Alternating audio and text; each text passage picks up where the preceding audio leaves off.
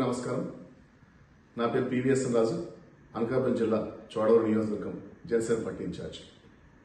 తిరుమల తిరుపతి లక్షల కోట్ల మంది భక్తులకి ప్రపంచవ్యాప్తంగా శతాబ్దాల తరబడి అత్యంత ఆరాధించేస్తాం శ్రీ వెంకటేశ్వర స్వామి సాక్షాత్తు కలియుగ దైవంగా భక్తుల విశ్వాసాన్ని చూరుకొని భక్తులతో పూజలు అందుకునే ఒక పవిత్ర పుణ్యక్షేత్రం. గత ప్రభుత్వ హయాంలో వైఎస్ఆర్సీపీ ప్రభుత్వంలో అక్కడ తయారు చేసే పరమ పవిత్రంగా భావించే లడ్డూ తయారీలో కల్తీ జరిగింది. సక్రమమైన నెయ్యిని వాడలేదు, ఆ నెయ్యి కల్తీ నెయ్యని ఎన్నో ఆరోపణలు వచ్చిన తర్వాత కూటమి ప్రభుత్వం ఒక సిట్ని ఏర్పరిచిన తర్వాత ఇవాళ సిబిఐ సిట్ ఒక నివేదిక ఇచ్చింది. ఆ నివేదికలో ఏముంది? నెయ్యే వాడలేదు, వాడిన సింథటిక్ నెయ్యిలో కెమికల్స్ వాడారని ఇచ్చింది.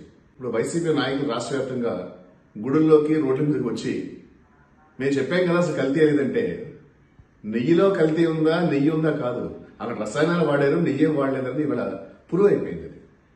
ఎంత జరిగినా కూడా ఇంకా నిస్సిగ్గుగా వైసీపీ నాయకులు గ్రామ స్థాయి నుంచి రాష్ట్ర స్థాయి వరకు ఒక వాదనని విత్తన వాదనానికి అనక్కర్లేదు, కానీ వాళ్ళు చేసిన తప్పిదాన్ని కప్పిపుచ్చుకోవడానికి నిరంతరం మాట్లాడుతున్నారు. ఇది చాలా చాలా దురదృష్టం. నేను తీవ్రంగా ఖండిస్తున్నాను.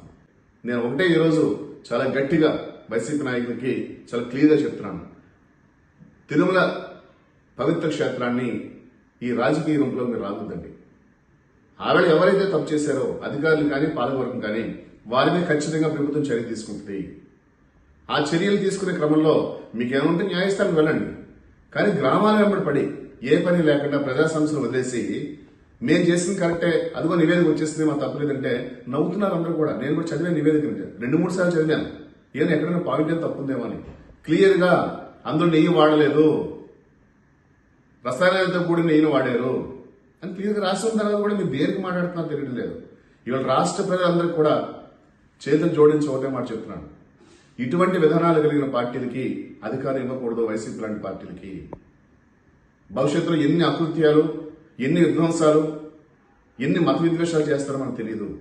ఇవాళ గౌరవ ఉప ముఖ్యమంత్రి పవన్ కళ్యాణ్ గారి ఆలోచన ఉంటే ప్రతి వ్యవస్థతో పాటు ధర్మబద్ధంగా నడిచే పాలన ఉండాలి.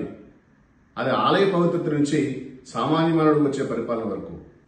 సిట్ రిపోర్ట్ ఇచ్చినప్పుడు అంత క్లియర్గా ఎవిడెన్స్ ఇస్తూ పెట్టించినప్పుడు ఇంకా మీరు దేనికి హైరాణ పడుతున్నారో, ఏమి చెప్పి అనుకున్న ప్రజలు కూడా అర్థం కావట్లేదు.